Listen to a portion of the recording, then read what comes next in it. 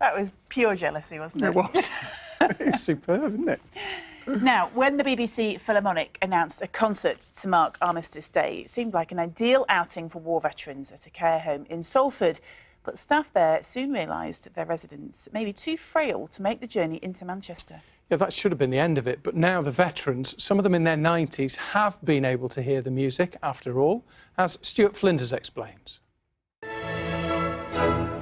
They perform at some of the world's grandest venues. It's one of the country's best orchestras.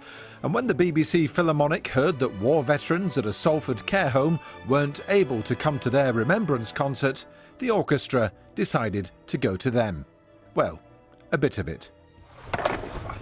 So we have a double bass, and Matthew has an accordion, and I've got the violin. And we find that works really well because you've got the bottom end, everything in the middle, all the harmony, and the melody line. A special programme of music to appeal to an audience more keenly aware of what war means than most of us. 84-year-old Jack Pilkington grew up with shocking family stories of the First World War. And I had three uncles who were in the First World War. One had a leg injury and another got gassed. And the third one was out in the Dardanelles and he got malaria. George Sims fought his way onto a beach at D-Day. So you had to dig in on the beach, did you?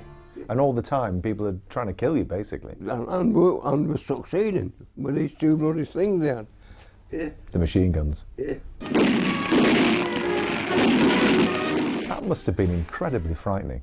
Well, I'd been in Sicily and I'd been wounded in Sicily, so I knew what it was like to be on the fire. So that didn't really bother me, just keeping my head down and not get shot. The musicians were here to recall wartime memories, but mostly to entertain. A mixture of some sort of jazzy numbers, but then also some quite sort of touching, moving ballad type numbers, and a few bits of classical thrown in as well.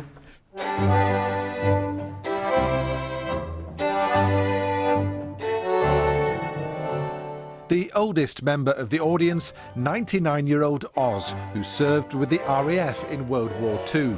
Some of them are lucky to have survived the war, but typically of their generation, they don't want to make too much of it. I think it's the most important thing we ever do in our life is remember the people who went before us. Because, I mean, what I went through is nothing in comparison to what the lads went through in the First World War. The full orchestra will be performing at its Remembrance concert at the Bridgewater Hall on November the 16th. Stuart Flinders, BBC North West Tonight, Salford. A group of very special